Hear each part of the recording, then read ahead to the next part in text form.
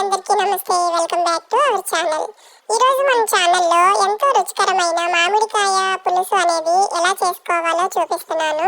చాలా సింపుల్గా ఎంతో టేస్టీగా ఉండే ఈ రెసిపీ అనేది చాలా ఈజీగా చేసుకోవచ్చండి. ఆయిల్ మరిగిన తర్వాత పోపు దినుసులతో పాటు ఒక 2 స్పూన్ల వరకు వాము వేసుకోండి. అలాగే ఉల్లిపాయను పెద్ద ముక్కలుగా కట్ చేసి వేసుకోండి.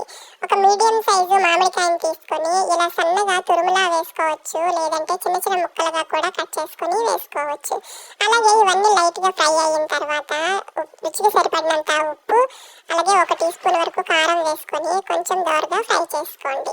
ఇదంతా ఫ్రై అయిన తర్వాత ఒక 1/2 లీటర్ వరకు వాటర్ని అయితే పోసుకోండి. మీడియం సైజు మామిడికాయ అయితే ఒక 1/2 లీటర్ వరకు వాటర్ని యాడ్ చేసుకొని పులుసుని బాగా 10 నిమిషాల వరకు మరిగించండి.